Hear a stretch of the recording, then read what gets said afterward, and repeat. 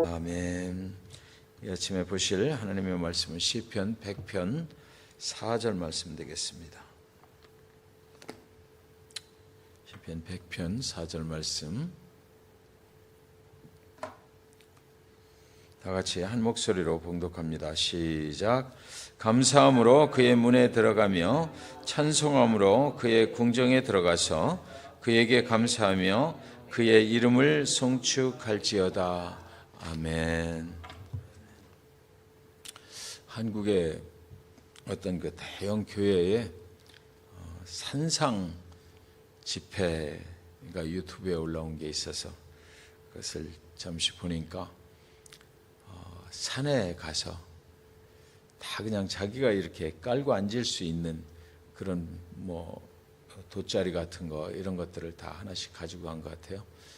그래서 그냥 산 중에 나무가 잔뜩 있는 그런 숲 속에 나무 사이에들 이렇게 다 끼어 앉는 겁니다. 거기 앉아가지고 앞에서 이제 목사님이 이제 인도를 하시고. 근데 참 오늘 우리가 불렀던 그 인내하신 구세주여, 그걸 그 산 속에서 다들 거기 이렇게 성경을 펴고 그렇게 부르는 거예요. 참 너무 은혜가 되더라고요.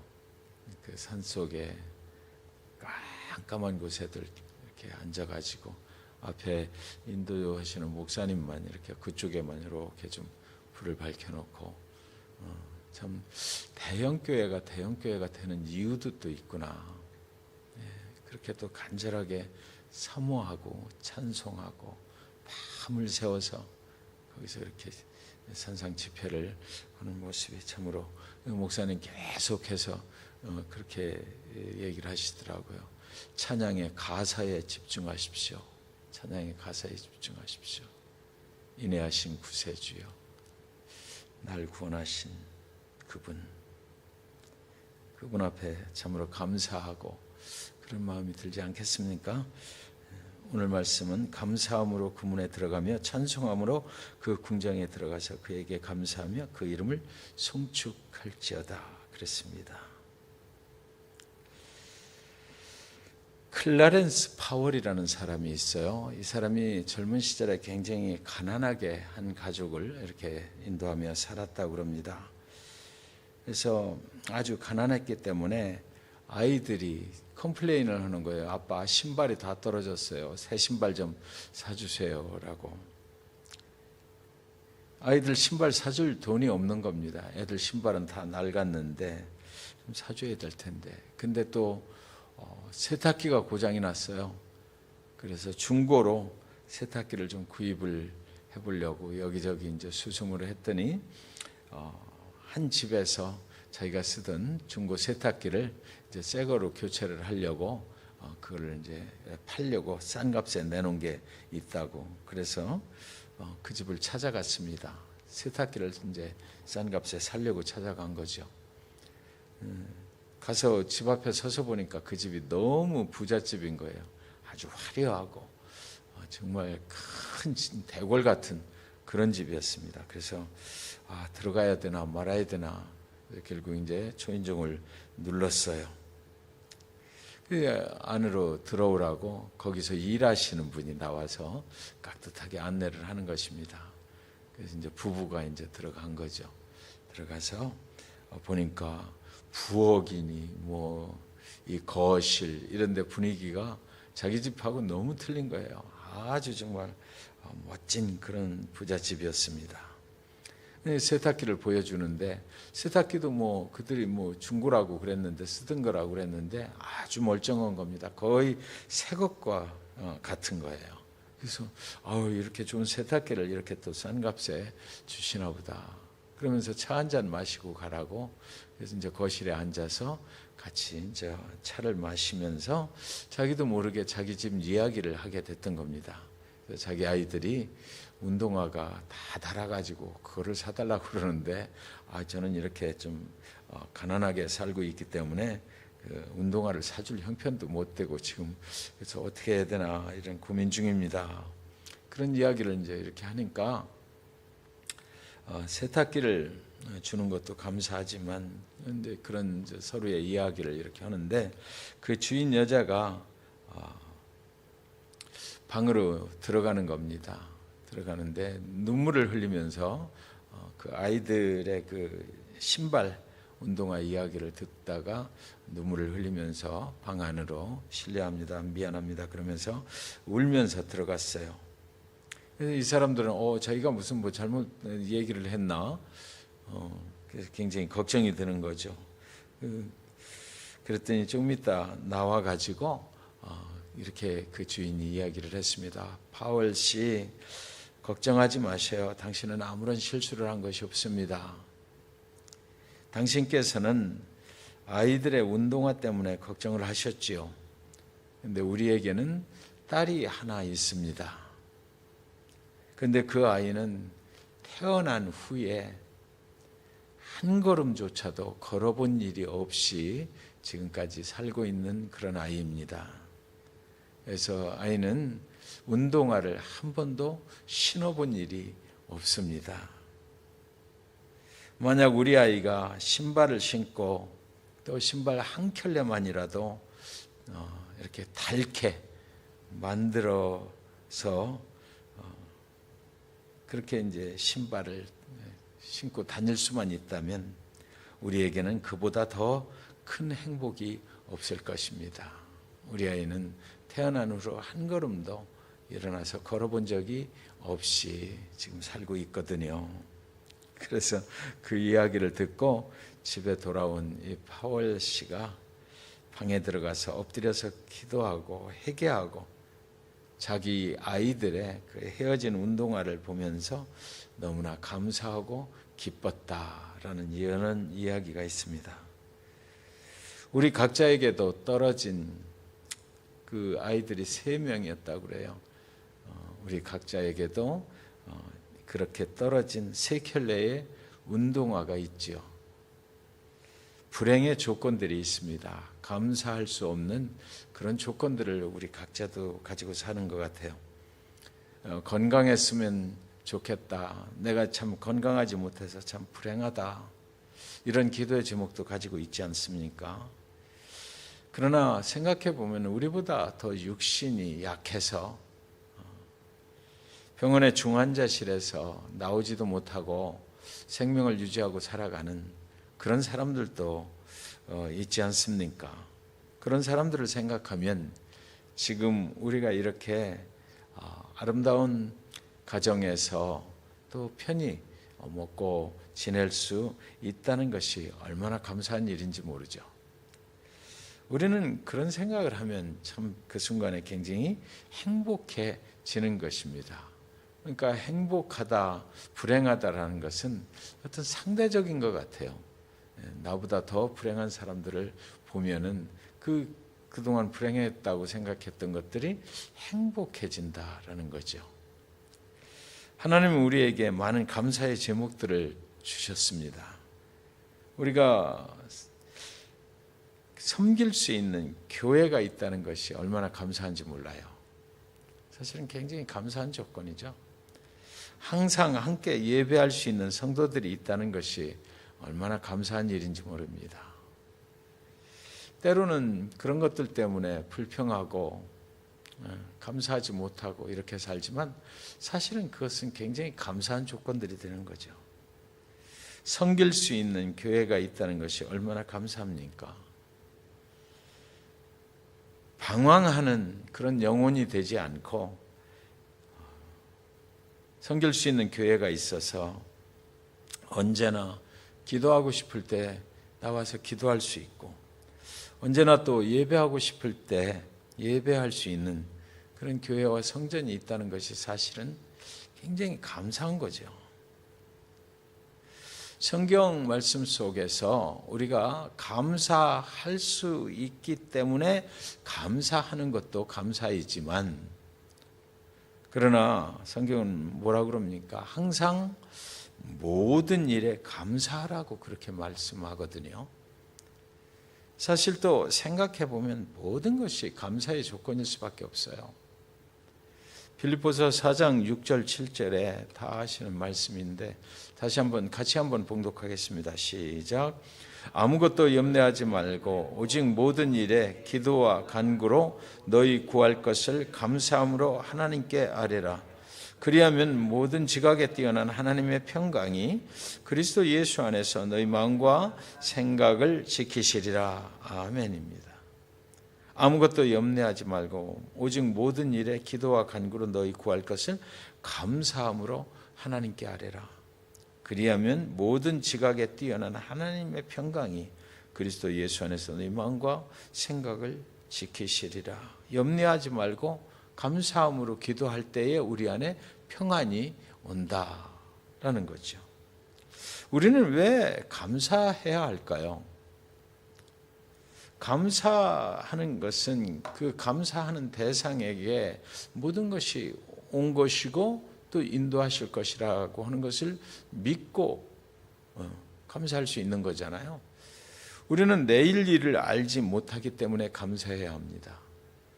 오늘 우리가 이 성전을 나간 후 또 지금 또 곧장 어떤 일들이 우리 앞에 벌어지게 될지 우리는 알 수 없기 때문에 항상 우리의 삶을 인도하시는 그분에게 감사하고 그분을 의지하고 신뢰하고 살아가야 되는 거죠. 장래를 주께 맡기면서 감사해야 돼요. 아직 우리 앞에 닥치지 않은 그런 일조차도 그분께서 선하게 인도하신다는 그 믿음 때문에 우리는 미리 당겨서 감사를 하는 거죠.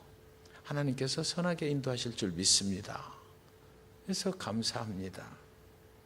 어떤 결과를 보고 그래서 감사하는 것이 아니라 아직 결과가 나타나지 않았지만 그 결과를 주장하시는 분, 그분이 우리 하나님이시기 때문에 복된 길, 선한 길로 우리를 결코 예수 그리스도 안에 있는 자들을 결코 그 사랑에서 끊을 수 없는 분, 그분 앞에 우리는 미리 감사할 수 있는 거예요. 그리고 또 우리가 가지고 있는 어떤 문제들, 그것을 또 해결해 주실 분이 오직 그분이시라는 그 믿음이 우리한테 있기 때문에 그분한테 지금 현재는 좀 어려워도 감사해야 한다라는 것입니다. 우리가 날마다 모든 일에 감사를 하나님께 드릴 때 하나님은 우리에게 더 많은 감사의 조건들을 허락해 주신다라는 거죠. 네. 교회에 오실 때마다 감사의 제목을 가지고 오시기 바랍니다. 아직 일어나지 않은 장래에도 하나님께서 함께 하실 것을 믿고 감사를 드리기 바랍니다. 예배 시간이 되면 항상 하나님께서 주신 그 감사의 조건들을 기억해 보시면서 그분 앞에 감사를 허락하신 그분 앞에 우리가 예배를 드리는 거죠. 그래서 오늘 본문 말씀 뭐라 그럽니까? 감사함으로 그 문에 들어가며 성소에 들어가며 예배에 들어가며 감사한 마음을 가지고 예배를 한다라는 거예요. 그렇죠? 어떤 다른 지역에 있을 때 그 다른 교회 성도님을 우연히 만나게 됐어요. 목회하다 보면 그런 일이 있거든요. 다른 교회에 나가시는 어떤 그 집사님을 이렇게 만나게 됐어요. 그 교회에서 일을 많이 하시는 분인데 제가 참 좋은 교회에 나가시는군요. 이렇게 이제 같이 이제 식사를 하면서 첫마디를 꺼냈습니다. 그 교회는 참 목사님의 말씀도 은혜스럽고 잘 전응 증거하시는 것 같아요. 그렇게 말씀을 드렸더니 그때부터 그 집사님이 그래요? 예, 우리 교회 목사님 참 은혜가 많으신 분입니다. 정말 겸손하시고요. 말씀에 크신 은혜가 있어서 정말 저는 그 목사님 말씀을 들으려고 주일날이 얼마나 기다려지는지 몰라요. 그렇게 한참을 교회 자랑 또 그 목사님 자랑을 하시더라고요. 그분 말씀을 들으면서 제 마음속에 그런 생각이 드는 거죠. 정말 저 교회가 부흥하는 이유가 있구나. 저도 그 목사님을 개인적으로 만나 뵌 일이 있고 그 목회자들은 목회자들끼리 또 이렇게 그분에 대해서 어느 정도는 이렇게 알고 있죠. 설교는 어떤 식으로 하시고 그렇구나. 인근 지역에 계신 분들 같으면 서로 또 자주 만나지는 못해도 다 알아요. 그래서 소식도 다 듣고. 제가 생각하는 그런 목사님에 대한 그것보다 이 집사님이 그 목사님에 대한 생각, 이런 것들이 굉장히 좋구나 라는 생각을 갖게 됐어요. 내가 목사가 아니라면 나도 저 교회에 갔으면 좋겠다, 이런 생각이 들 정도로 자기 교회 또 자기가 섬기는 목사님에 대해서 그렇게 좋은 이야기를 많이 하시더라고요. 그래서 우리 교회는 참 좋은 교회입니다, 막 이렇게 말씀을 하셔요. 목회자와 성도 간에 서로 칭찬하고 섬겨주는 그런 교회니까 얼마나 축복입니까? 그것이 얼마나 감사한 일이겠냐고요. 우리가 인생 살면서 좋은 교회, 좋은 목사, 좋은 성도를 만나는 것이 얼마나 큰 축복인지 모릅니다. 정말 그거는 중요하죠. 여러분이 사랑하고 섬김을 실천할 때, 그래서 우리는 먼 곳에 있는 곳이나 또 그런 사람들에게 하려 하지 말고 먼저 교회 안에 가장 가까운 곳에 있는 우리 담임 목회자와 좋은 관계를 이루어가면 얼마나 좋을까. 이것이 큰 축복일 것 같아요. 그래서 담임 목회자하고 좋은 관계를 이루게 되면 서로 허물 없이 영적인 그런 이야기를 나눌 수가 있고, 서로 기도해 주세요 하면서 또 기도해 주십시오. 목회자도 또 성도님들의 은혜를 먹고 살아야 되고 성도님들의 기도를 또 먹고 살아야 되니까 그런 관계가 이루어져야 되는 거죠. 그것이 참 감사한 그런 관계가 되어야만 될 것입니다. 죄와 허물로 죽을 수밖에 없는 인간에게 가장 감사한 것은 하나님께로 나아갈 수 있는 길이 있다는 것입니다. 그러므로 하나님께 나아가는 자들의 태도는 항상 감사함으로 나아가야 하는 것이죠. 우리는 타락한 세상 속에서 하나님께 감사함으로 찬양하며 나아가야 하는 것이에요. 하나님은 인자하시고 선하신 하나님이시기 때문에 그런 것입니다. 하나님은 언제나 우리의 길을 선한 길로 인도하시는 하나님이시기 때문에 그래요. 여러분, 기적 중에 기적은 내가 예수를 믿는다는 거잖아요. 내가 어떻게 예수를 믿는 사람이 됐나? 우리 인생에 일어난 최대의 기적은 바로 예수 믿게 된 거예요. 기적 중에 기적은 그렇게 한량없는 은혜를 입어서 예수님을 믿게 되었는데도 다른 사람들을 보고 심판하고 정죄하려고 한다는 것, 이것 또한 기적입니다. 우리는 정말 두 가지 양면을 가지고 살아가는 것 같아요.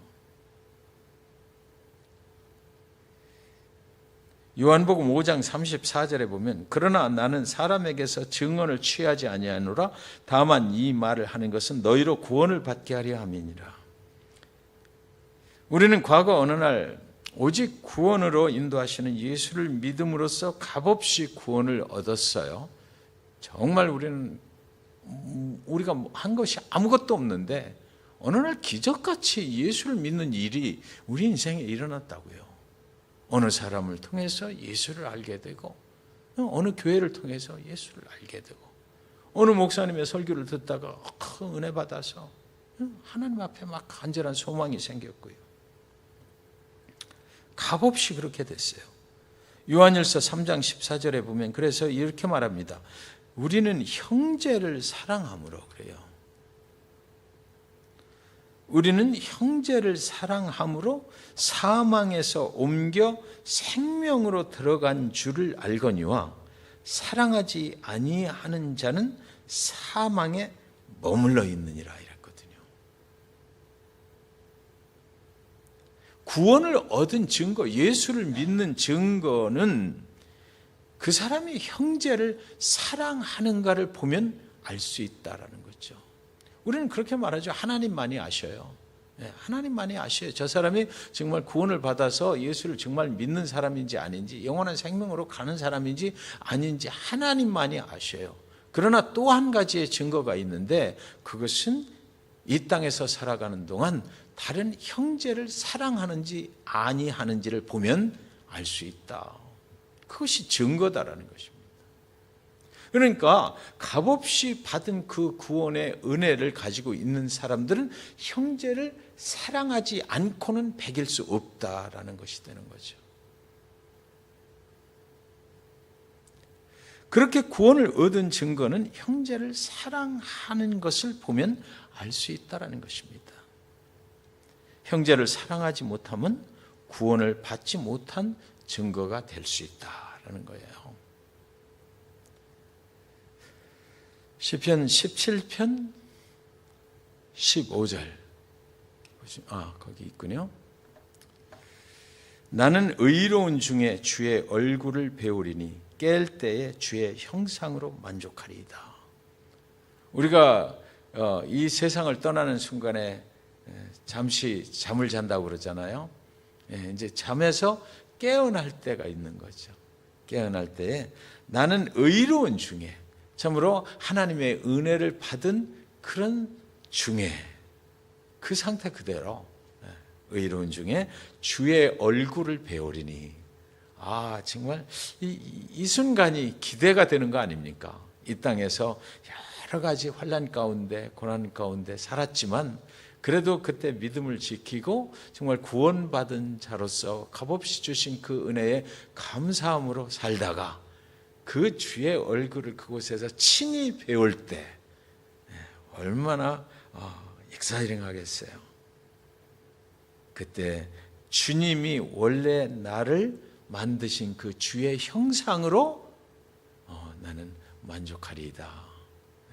우리는 이 미래를 가지고 있는 거죠. 오늘을 살아갈 때에 그때를 기다리고 그때를 소망하는 그런 믿음 가지고 우리는 살아가게 되는 거예요. 이 땅에서 구원받은 증거를 가지고 살다가 우리의 장래에 주를 배울 때 감사함으로 기쁨으로 만나게 될 것이다 라는 겁니다. 이 땅에 구원해 주신 주님께 감사하고 우리를 인도하시는 주님 때문에 감사하고 앞으로 영원한 생명의 나라에서 주를 만나게 되는 것, 그것 때문에 매사에 감사가 충만한 삶을 사실 수 있기를 주님의 이름으로 간절히 축원드리는 것입니다. 지난주일 예배 때 우리 권사님 새벽기도 계속 나오셔서 이렇게 함께 나눈 말씀을 가지고 기도를 쫙 정리를 했으니까 너무 감사하더라고요.